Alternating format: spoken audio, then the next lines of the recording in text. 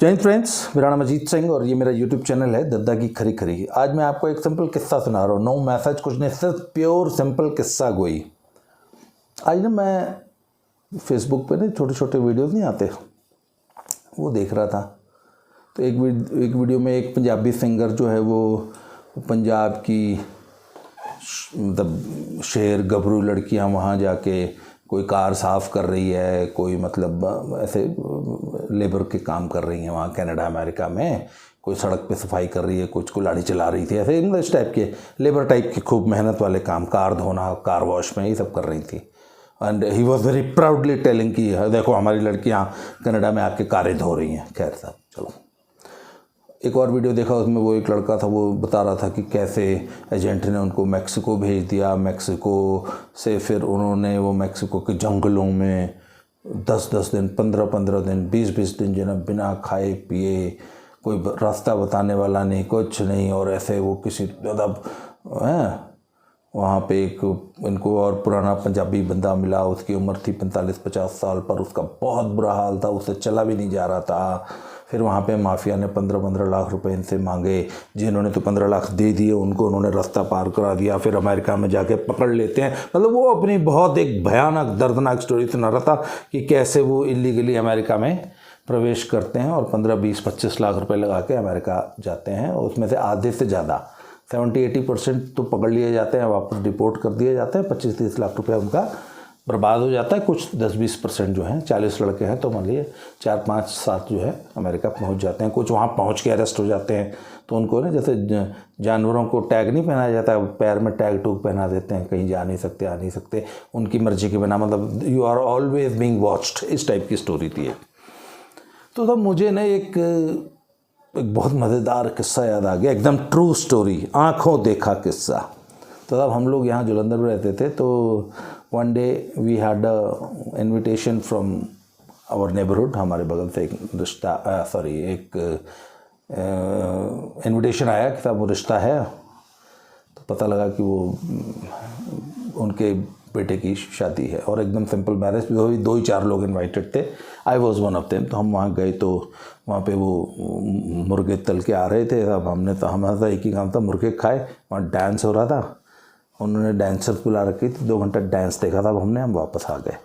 तो वहाँ पता लगा कि उनका बेटा जो था वो लगभग 140 किलो का है और उसकी वाइफ रही होगी कोई 40-42 किलो की, आजकल की जैसी लड़कियाँ होती हैं ना, बड़ी स्लिम ट्रिम थी, 40 किलो की रही होगी। हस्बैंड उसका 140 किलो का था। खैर तब बात ख़त्म हो गई, हमने कहा ठीक है यार, अपन मुर्गा खाओ, डांस देखो, अपना घर आ गए। करीब 1.5 साल बाद फिर उसी फैमिली से फिर एक इनविटेशन आया, तो पता लगा साहब वो पहला बुढ़े का सीगा ब्याह, हम छोटे का आया। तो साहब हम फिर पहुंच गए, हमें मालूम था वहाँ डांस होगा और अपने तो तंदूरी मुर्गे खाने, अपने को और कोई इंटरेस्ट नहीं था। तो साहब पता लगा कि जोड़ा छोटा भरा सीगा, वो जो बड़ा वाला था वो लगभग 135 या 40 किलो का था, और जो छोटा भाई था वो लगभग 160 किलो का था। थे बड़े लंबे लंबे, 6.25 फुट। और बड़ी बहन, तो पता लगा कि वो जो बड़ी बहन थी जिसकी बड़े भाई से शादी हुई थी, उसने अपनी सगी छोटी बहन की अपने सगे देवर से शादी करवा दी था। तो बड़ी बहन जैसे कि 40 किलो की थी और छोटी बहन शायद 35 किलो की रही होगी। तो अपना तो सब एक ही एजेंडा है, मुर्गा खाओ, डांस देखो, आ जाओ।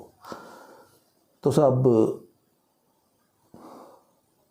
करीब 1-1.5 साल बाद असली स्टोरी फिर 2 साल बाद शुरू हुई। तो पता लगा सर कि वो जो बड़ी बहन थी उसने तो बड़े भाई से शादी की थी, तो ये ना स्पाउस वीज़ा पे फिर ये वहाँ जाते हैं, फिर वहाँ जाके इनको ना पक्के का पेपर्स मिल जाते हैं वहाँ के, ये इनको पहले पता नहीं ग्रीन कार्ड वार्ड मिलता होगा या जो भी है, फिर वहाँ पे ये सिटीज़न बन जाते हैं। तो 1-1.5-2 साल लगे बड़ी वाली को सिटीज़न बनने में, फिर उसने छोटी वाली की भी शादी कर दी, उसको भी स्पाउस वीज़ा पे वीज़ा लगाना और ये सब करते कराते 1-1.5 साल लग गया। तो अल्टीमेटली बड़ी वाली भी वहाँ की सिटीज़न हो गई और छोटी वाली भी हो गई। तो साहब जिस दिन छोटी वाली के कागज़ आए, उस दिन दोनों बहनों ने अपने अपने हस्बैंड्स को बोला, ओके जवान परेड सावधान पीछे मुड़। और जब पति लोग पीछे मुड़े तो इन दोनों ने उनके पिछवाड़े में मारी लात, आउट। और सब छोड़ के चली गई और कहीं और शादी वादी करके सेटल हो गई। तो ये सिंपल सी एक स्टोरी है। तो आज जब मैं वो वीडियो देख रहा था ना, तो मुझे लगा कि यार मतलब लोग कितनी बड़ी कीमत चुकाते हैं यहाँ पे पंजाब में विदेश जाने के लिए। मतलब एजेंटों को इलीगली घुसने के लिए 25-30 लाख रुपए दे रहे हैं,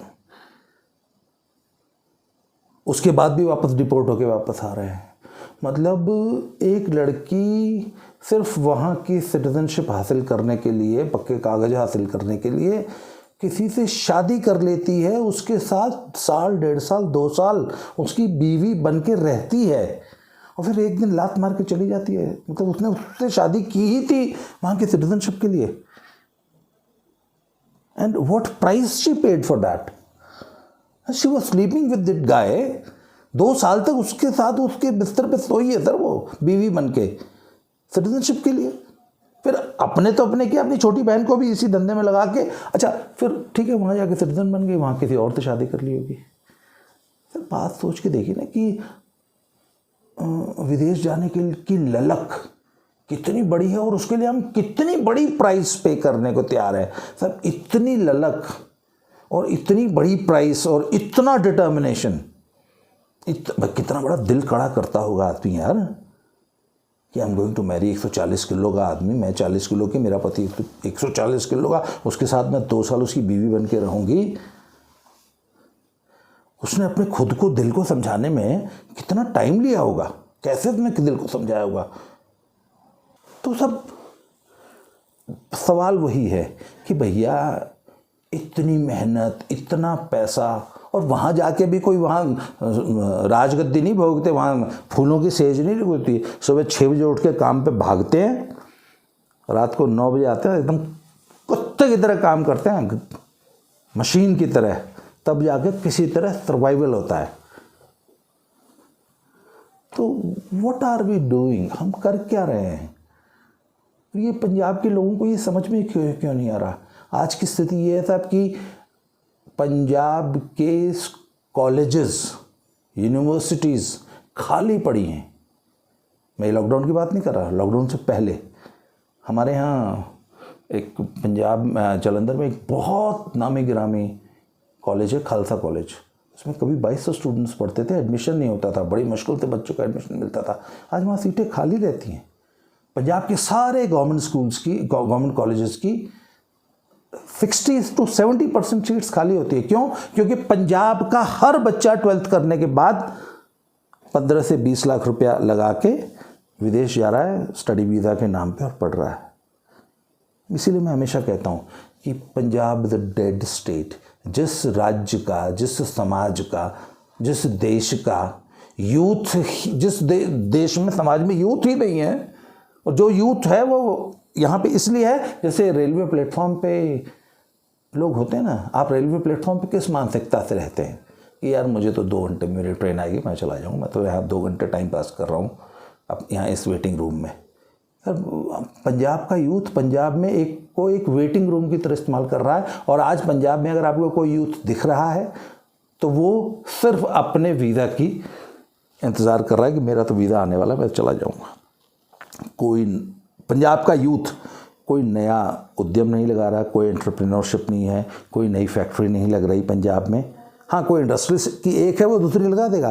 पंजाब का यूथ कुछ नहीं यहाँ कर रहा, वो सब विदेश जा रहे हैं। फिर बात है कि जिस समाज में यूथ ही नहीं रहेगा उस समाज का भविष्य क्या है? और फिर कल को यही लोग रोएंगे कि हमारी तो जो डेमोग्राफी चेंज हो गई। और डेमोग्राफी कैसे चेंज हो गई कि भैया हर साल 2-4-5 लाख बच्चे पंजाब छोड़ के हमेशा के लिए Canada, America, Europe, Australia, New Zealand जा रहे हैं। इनको रिप्लेस कौन कर रहा है? यूपी और बिहार का अप्रवासी मजदूर, वो लोग यहाँ आ रहे हैं, यहाँ रह रहे हैं। पहले वो आते थे, उनकी मनी ऑर्डर इकोनॉमी थी, आते थे यहाँ पे एक झुग्गी लेके रहते थे और मनी ऑर्डर जो भी कमाते थे मनी ऑर्डर घर। अब नहीं है, पिछले 20 सालों से ट्रेंड चेंज हो गया। अब वो यहाँ आते हैं, यहाँ एक छोटा सा ही 2 कमरे का ही सही घर बनाते हैं, वोटर लिस्ट में उनके नाम हैं, यहाँ का उनके पास राशन कार्ड है, उनके बच्चे यहाँ पैदा होते हैं और पंजाबी बोलते हैं, उनके बच्चे born and brought up in Punjab हैं। उनके बच्चों को देख के, उनकी बोली भाषा से, उनके रहन सहन पहनावे से आप ये बता ही नहीं सकते कि ये बिहारी या यूपी ओरिजिन का बच्चा है। वो प्योर पंजाबी बच्चे हैं। तो आज से 20 साल बाद क्या सिनेरियो होगा? आप पंजाब के गाँव में जाके देख लीजिए, गाँव के गाँव खाली पड़े हैं। अगर आप गाँव में किसी का घर पूछने लग जाए ना, आपको घर बताने वाला कोई है ही नहीं। क्यों? क्योंकि गांव में सिर्फ चौकीदार भैया रहते हैं घरों में।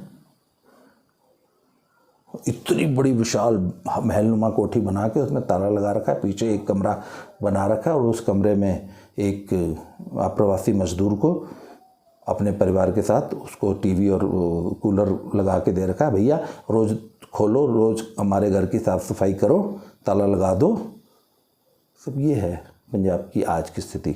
फिर यही लोग 20 साल बाद कहेंगे कि हाय हमारी तो डेमोग्राफी चेंज होगी, हाय पंजाब पे तो यूपी और बिहार के अप्रवासियों ने कब्जा कर लिया।